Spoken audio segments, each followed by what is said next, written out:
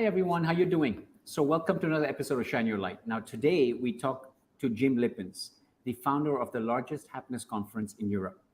Now this conference happens in June and I'm really excited because it has an amazing lineup. And Jim is a personal friend. I had to get him on to talk about this particular event because not only is this the perfect timing, but after the couple of years that we've all had, more organizations are realizing how important it really, really is to take care of our well-being and to really start to press forward with happiness at work. So I want to welcome Jim Lippens to the show. How you doing, my friend? Welcome to have you here. Hello, thank you. So Jim, when you told me that you have this conference going to happen this year, I was really, really excited because I said, Jim, timing could not be better than now, huh? Yeah, it's the second time we had to postpone it, so I guess the third time good time. So yeah, it's always a good time, I think. Yeah, and the postponements were not easy for us, of course. Of course. And what's the strange thing is no one expected, what happened the last couple of years with the pandemic. And for those organizations who argued that well-being, is it something we need to worry about? I think they realized that yes, this is definitely something we need to look at. What do you think? Yeah, based on the studies that were done, for the first time ever, well-being is HR topic or concern number one. So organizations, just neglecting this fact, they might be in trouble in the future.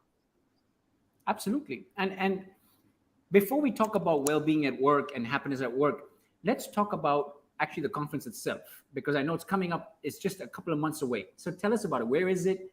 The dates, the time. Tell us a little about that. Yeah. So the conference is now planned 28 June in Antwerp, Belgium. It's in the Queen Elizabeth Hall. So it's an epic hall. It's really a fantastic, one of the best venues in Belgium. So 28th June in Antwerp, we have our third edition of the Happiness at Work conference.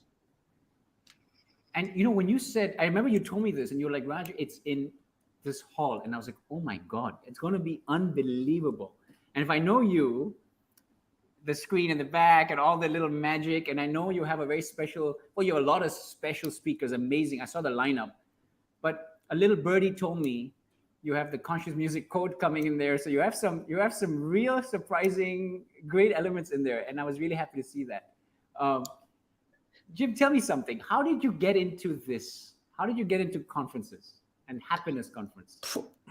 Yeah, that is like a personal story. I have to go back to 2018, the first edition of Happiness at Work. I worked as a plant manager for several years. Now, on day one of my job as that plant manager, the first task I got from my boss was to fire 27 people. And the plan was to fire 108 people. So the total population of that department should be fired in 3 months maximum. And so on day one, the moment that I got that message that I had to fire 27 of these people, like I just found it was like injustice to do it, and I just could not accept it. So I started working together with these people to avoid that they were just fired. And in the end, I could, apart from the first like 24 or so, I could save 3 of these 27. But apart from these 24 who were fired, I could save all the other jobs. And in the end, it was like, for me, it was like a signal to show to the world, like, yeah, guys, the old style of just firing people and thinking that the operators are the root cause of things not going well in a department, while the root cause might be management. That I wanted to show to the outside world that you can do it in a complete other way, by trusting your people, by engaging your people, by focusing on their passion and talent. So the moment that happened, I just wanted to show. I did not want to focus on these exits. I wanted to focus on what can be done to avoid these exits, and in that way, the first edition of Happiness at Work was there in October 2018. Wow. Now, the purpose was to do it once, but it was just a fantastic success. So people asked, I hope you will do it again next year. So in 2019, we did it again, and it was again like a great success. And then the presenter of the conference came to me, and she told me, like, yeah, now you should think about filling the Sport Palace. And the Sport Palace, it's the biggest venue in Belgium. It can hold 15,000 people. Wow. So I promised her that day. I promised her, okay, we go for it. Now, from the first edition had 300 people to 15,000. So yeah, then you have to make some steps in between. Some Now, steps on the way. Absolutely. the first step we are making this year, it will be in a venue of 1,700 people. Nice.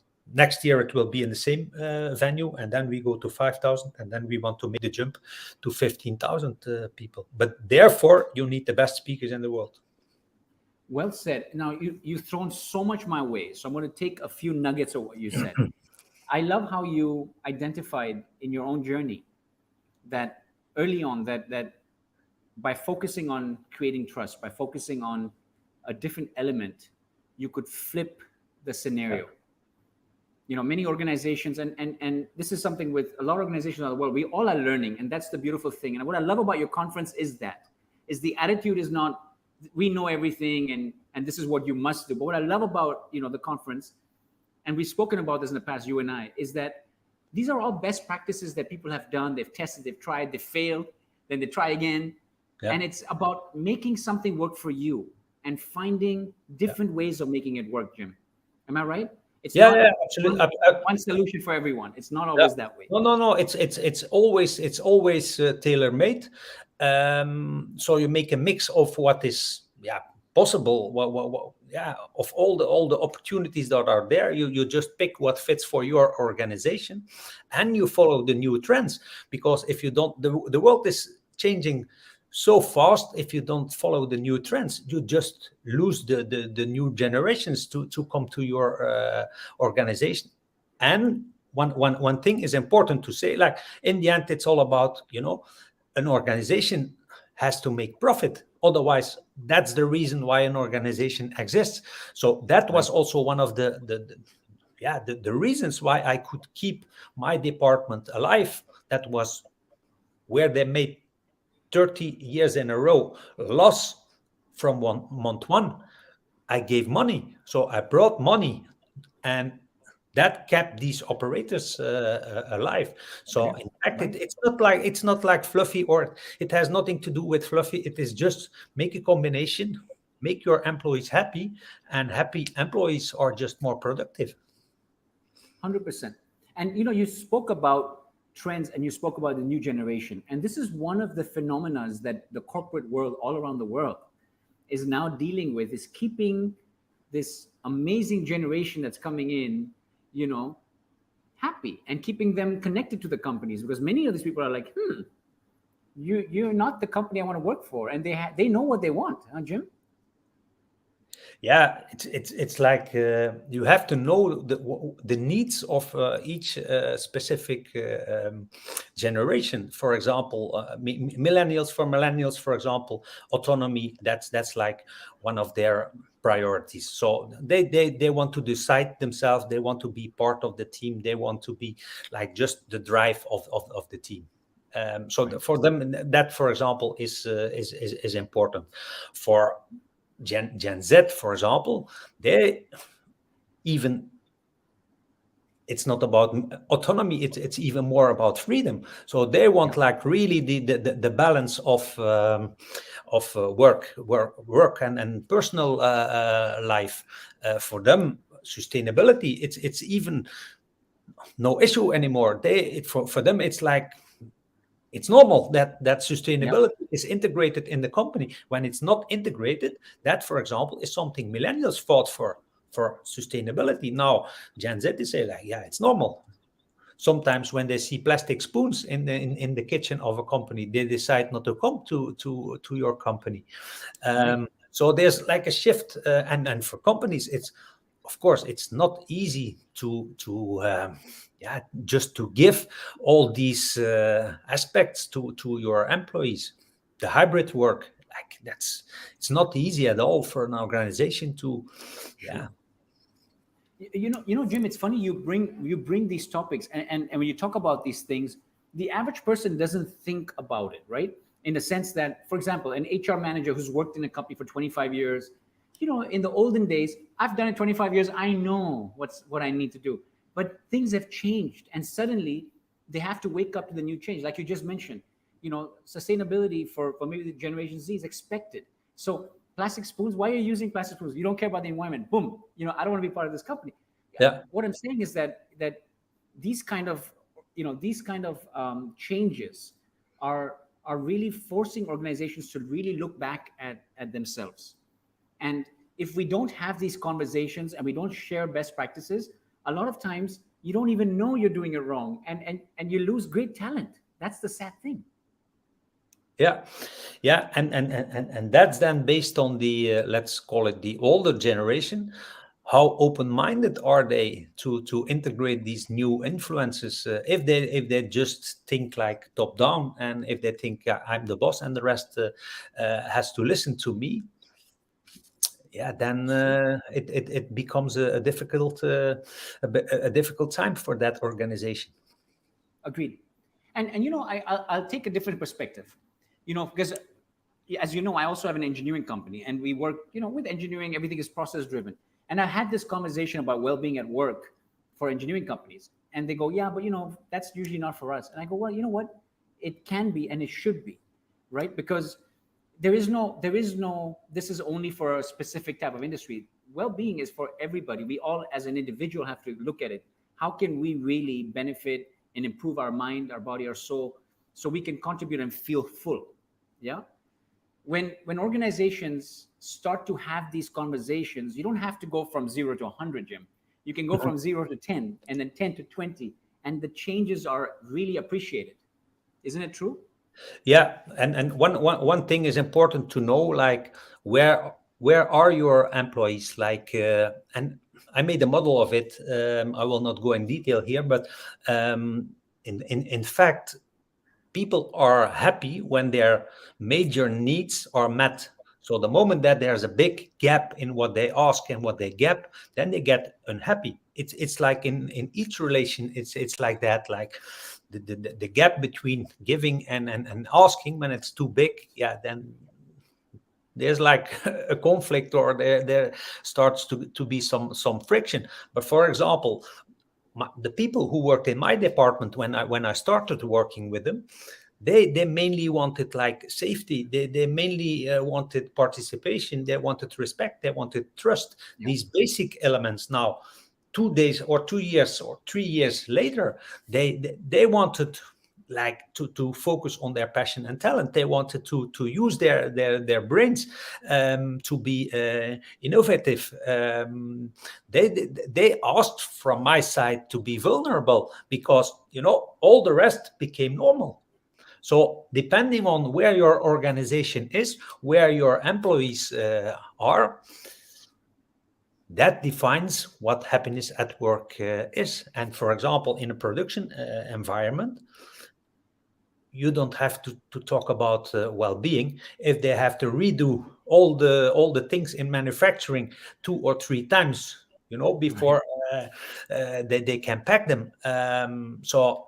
But in the meantime, in the past, well-being was far away. Now, I'm just advising companies, try to implement well-being even like in that situation that they get used because the demand for well-being is just exponential. 100%. And now with the epidemics we're seeing, such as a great resignation, is people are calling it so many different things, but people have experienced how important life is, and I'm putting that in brackets. We realized, and we've always realized this, but maybe some of us took it for granted. But now we realize, listen, if we're going to spend our 8 to 10 hours at work, we really have to love what we're doing. And a lot of people have made a decision after working from home.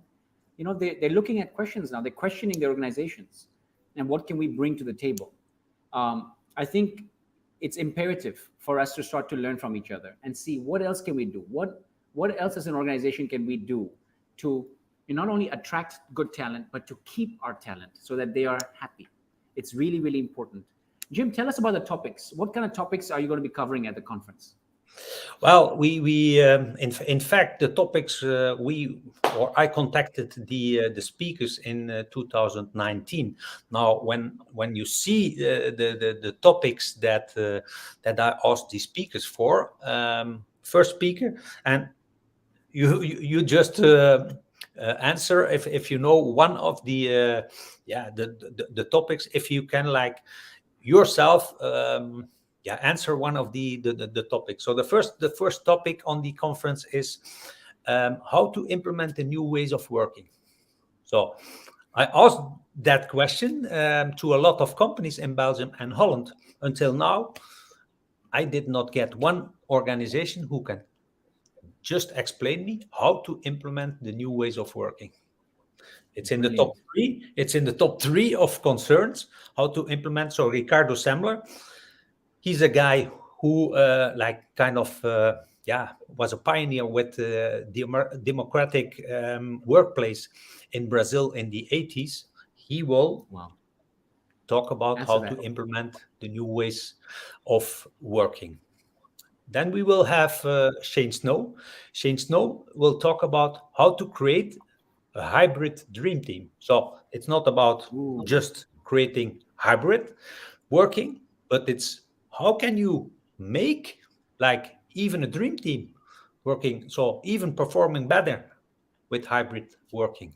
So in fact, he's doing two things. Then we have I love that Iris. one. Can I stop for a second? I love that one. A hybrid dream team. Yeah. As a CEO, your mind goes, because this is reality for many companies, right? We are forced to step in and out of a hybrid scenario. And, how can we get everyone to be there 100% efficiently tied in and happy and at the same time performing? How do we create that dream team? Amazing. I can't wait to hear that one. That's going to be a fun one. Yeah. Sorry, go ahead. There again, if you can tell me how to do it, please inform me because I don't know it. Then we have Iris Hunt. She will play the piano. So the venue, it's really like acoustic.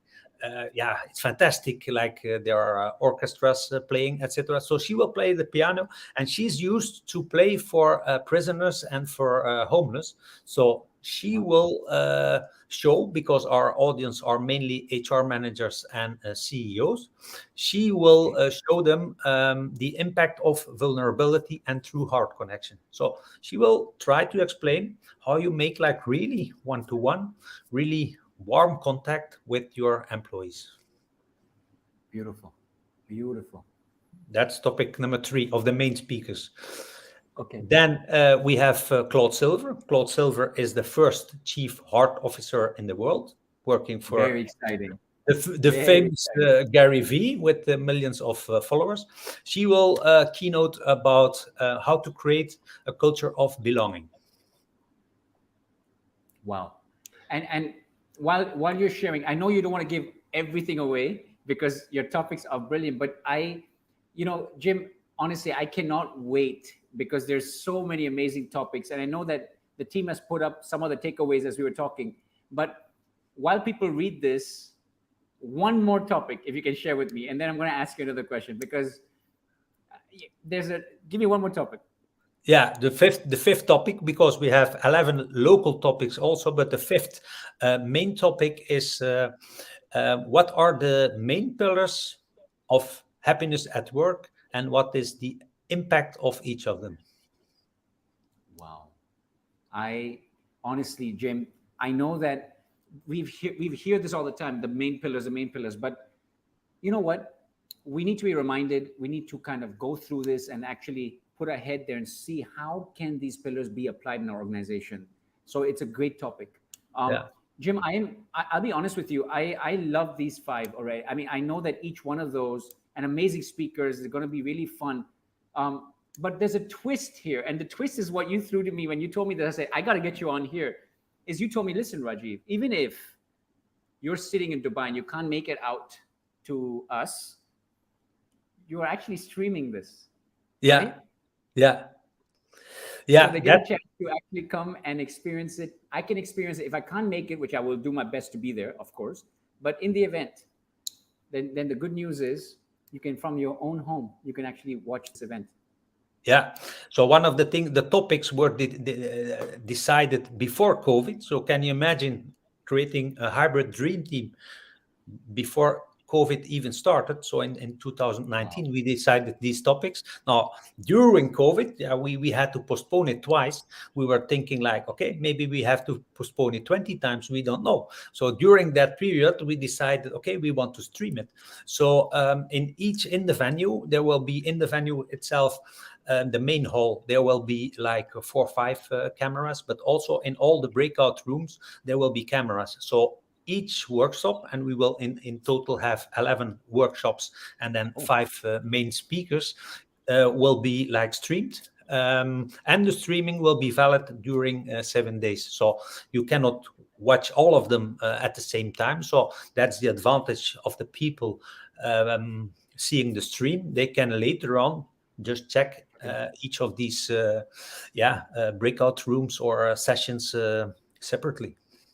So you know what I loved about that is I've gone to so many events where you wish you could do two things at one time. You know what I mean? You're like, okay, I'm cutting myself in half and I'm going here and here, right? But when you stream, it enables you to kind of plan your thing and do this and this, and you can do the next day, do another one. So that's brilliant.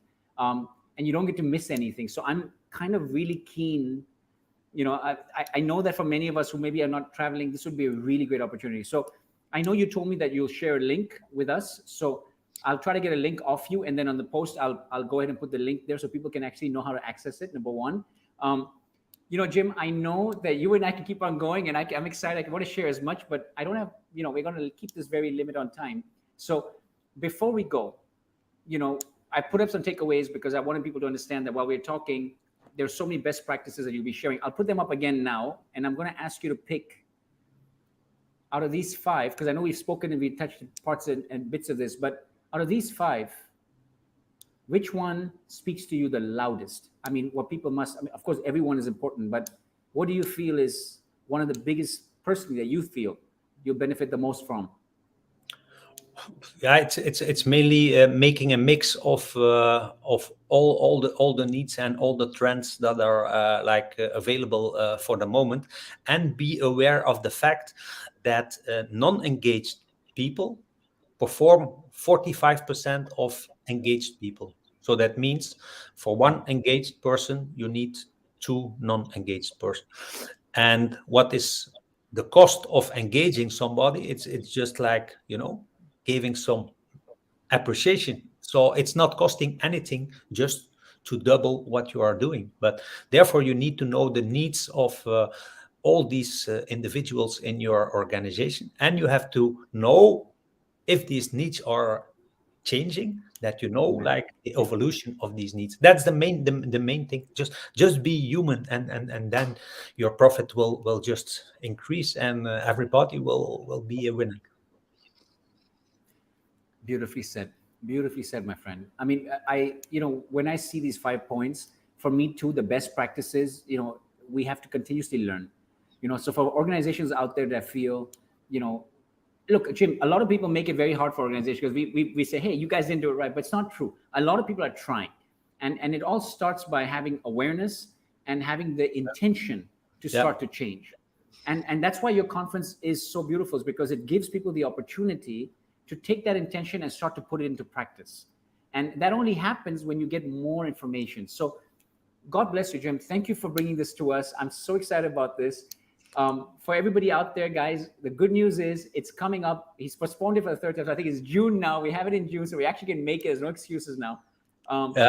and I know there'll be a lot more about it, Yeah. right? And, Tell and us and more. of course, for the people who are in the venue, you of course will have that experiential journey. So we will play with music, we will play with sounds, we will play with lights, we will play even with senses, to Ooh. implement the message of all these speakers on a subconscious level. I'm excited. And I know who's being. I mean, Gina, I know you're out there. I cannot wait to see the magic you're gonna do. It's gonna be amazing. Jim, thank you so much for being here, buddy. And looking forward to a lot more together. Yes. Thank you for having me, and we speak soon. See you guys. Bye bye. Bye bye.